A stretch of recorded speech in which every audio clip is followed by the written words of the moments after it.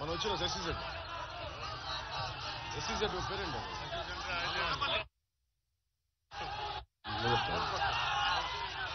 మన ఎస్సీజెడ్ కోసం మీరు రావాలి అని చెప్పి, అదే మన ఎస్సీజెడ్ కోసం, మన మల్లవల్లి ఎస్సీజెడ్ కోసం తెలంగాణ నవాబులు ఇచ్చిన భూముల్ని ఉర్దూ ఒరిజినల్ పత్రాలుండి వాళ్ళకి అన్యాయం జరిగింది. మల్లపల్లి ఎస్సీజెడ్ వల్ల మీరు రావాలి అని చెప్పి నా కోసం పనిగట్టుకుని వచ్చిన చలమలశెట్టి రమేష్ గారికి, గన్నవరం నియోజకవర్గపు సమస్యల్ని జనసేనకి ముందుండి తీసుకొచ్చిన చలమలశెట్టి రమేష్ గారికి మనస్ఫూర్తిగా నా హృదయపూర్వక నమస్కారాలు. అలాగే BJP incharge doctor Gannavaram incharge doctor Phani గారికి, ముద్రపోయిన వెంకటేశ్వరరావు గారికి, టీడీపీ పరిశీలకులు గన్నవరానికి, గరికిపాటి శివ గారికి, జేఎస్పీ ఎలక్షన్ కోఆర్డినేటర్ వారికి కూడా నా హృదయపూర్వక నమస్కారాలు. మనకు కావాల్సింది ముఖ్యంగా కీలకమైన మనకి విద్య, వైద్యం, ఉపాధి, సాగునీరు, తాగునీరు, లా అండ్ ఆర్డర్. ఇక్కడున్న గతంలో 2014లో నేను తెలుగుదేశం పార్టీకి, భారతీయ జనతా పార్టీ కూటమికి నేను మద్దతు తెలిపినప్పుడు వల్లభనేని వంశీ గారు నాకు చెప్పడం గుర్తుంది. ఎప్పుడు ఓటయ్యని ప్రాంతాల్లో కూడా మీరు చెప్పడం వల్ల నాకు ఓట్లు పడ్డాయి అని చెప్పి మనస్ఫూర్తిగా చెప్పారు. అతను చాలా హేతువు ఉన్న నాయకుడు, వివేకం ఉన్న నాయకుడు, ప్రజలకు అండగా ఉన్న నాయకుడు అనుకున్నాను. కానీ ఈ రోజున విభేదాలు ఉండొచ్చు. నేను చంద్రబాబు గారితో విభేదించాం, చింతమనేని ప్రభాకర్తో విభేదించాం. ఎక్కడా కూడా పాలసీ దాటి వ్యక్తిగతంగా కానీ ఒక్క మాట మాట్లాడాలి. ఆయన కూడా అంతే నాతో మాట్లాడారు, విభేదించాం. రాజకీయాలు విభేదాలు ఉంటాయి, పాలసీ పరమైన అభిప్రాయ భేదాలు ఉంటాయి, మాట అనుకుంటాం. కానీ దానికి ఒక పరిమితి ఉంటుంది. కానీ వల్లభనేని వంశీ గారు నాకు ఇందాక మన యార్లగడ్డ వెంకటరావు గారు చెప్తా ఉన్నారు, మీరు కూటమికి, ముఖ్యంగా జనసేన మద్దతుదారులకి, జనసేన నాయకులకి, జనసేన వీర మహిళలకి ప్రత్యేకించిన విన్నపం. వల్లభనేని వంశీ గారు చెప్తున్నది నా దృష్టికి వచ్చింది. మీరు ఓటు ఎంపీగా బాలశౌరి గారికి వేసి మనకి గన్నవరం ఎమ్మెల్యే మట్టుకు నాకేయండి అని అడుగుతున్నారని. మీరు అది కూటమిలో అది సమంజసం కాదు. ముఖ్యంగా మనం అందరం గౌరవించే తెలుగుదేశం వ్యవస్థాపక అధ్యక్షులు స్వర్గీయ నందమూరి తారక రామారావు గారు, మీకు తెలుసు ఆయన అంటే నాకు ఎంత ఇష్టమో. ఆయన పాటలు కూడా నేను సినిమాలో పెట్టుకున్నాను. ఆడవారి మాటలకు అర్థాలు వేరు లేను. ఆయన సినిమాలకి, ఆయన పాత సినిమాలకి నంత అభిమానం.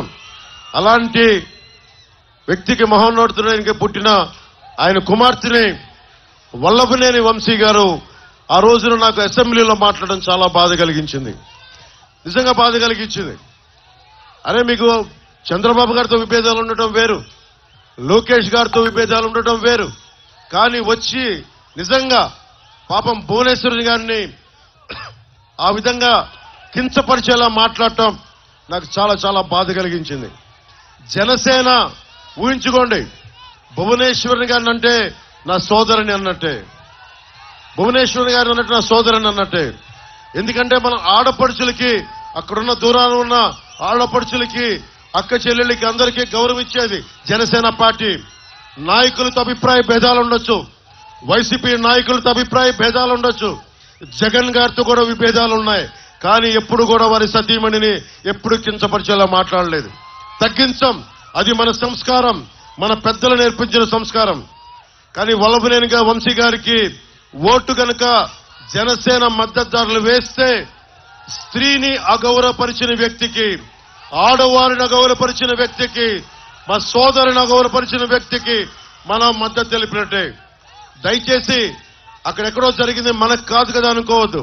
ఒకసారి ఆ నైజం ఉన్నవాళ్లు, ఆడపడుచుని ఎక్కడైనా సరే అగౌరవపరిచే వాళ్ళు ఎక్కడైనా ఇంకెవరైనా అగౌరవపరుస్తారు. మీ కుటుంబ సభ్యుల్ని అగౌరవపరచచ్చు, మీ అక్క చెల్లిని అగౌరవపరచచ్చు. సరైన వ్యక్తిని ఎంచుకోవడం చాలా చాలా అవసరం. యార్లగడ్డ వెంకటరావు గారు బూతులు తిట్టడం రాదు. ఆయన చేసిన తప్పల్లా సంస్కారంగా ఉండటం, గౌరవ మర్యాదలతో ఉండటం, రాజకీయాన్ని రాజకీయ విధానాలతో చూడటం, రాజకీయ విభేదాలుంటే పద్ధతిగా మాట్లాడటం, విమర్శించడం, అంతేకాని దిగజారిపోయి బూతులు తిట్టడం, నీచంగా దిగజారడం ఆయనకు తెలీదు. ఆయన చేసిన తప్పదే. పోయినసారి కూడా 2019లో చాలా 200, 300 ఓట్ల తేడాతో ఓడిపోయారు. కానీ జనసేన మనలాగా ఆయన పారిపోలా నిలబడ్డారు. ఓడిపోయినా కానీ ఇదే నియోజకవర్గం ప్రజల కోసం బలంగా ఉన్నారు. ఎన్ఆర్ఐ వెళ్ళిపోయి ఉండొచ్చు, అమెరికాకి వెళ్ళిపోయి ఉండొచ్చు, సుఖంగా ఉండొచ్చు, కానీ లేదు, నిలబడాలి. మన నియోజకవర్గానికి ఓడినా నిలబడాలని చెప్పి పార్టీని కూడా వదల్లా. అలాంటి వ్యక్తిని నువ్వు మాట్లాడితే పవన్ కళ్యాణ్ గారిని తిట్టు, చంద్రబాబు గారిని తిట్టు, పవన్ కళ్యాణ్ తిట్టు, వాళ్ళ ఇంట్లో వాళ్ళని తిట్టు అంటే అది నా సంస్కారం కాదు. నేను అలాంటి దిగజారుడు పనులు చేయలేను. అన్ని మాటలందుకు ఆయన ఆత్మాభిమానంతో, ఆత్మగౌరవంతో బయటకు వచ్చేశారు. అలాంటి వ్యక్తికి ఈ రోజున నేను 2 చేతులెత్తి మీకు ఆర్థిస్తున్నాను, అభ్యర్థిస్తున్నాను. ముఖ్యంగా జనసేన మద్దతుదారులకి బాధ్యత మన మీద ఉంది, మన మీద బాధ్యత ఉంది. నేను తగ్గి మిమ్మల్ని అందరినీ గెలిపించదనుకున్నాను. ఇక్కడ నేను తగ్గాను. ఎందుకు తగ్గానంటే రేపొద్దున ఈ రోజున ఇప్పుడు మన గన్నవరం నియోజకవర్గం నుంచి ప్రజాప్రతినిధులు, విద్యావంతులు, సామాజికవేత్తలు నాకు ఒక విజ్ఞాపన పత్రాన్ని ఇచ్చారు. దాంట్లో ముఖ్యంగా వాళ్ళు అడిగింది ఒకటే, మీ అందరి భవిష్యత్తు కోసం అడిగారు.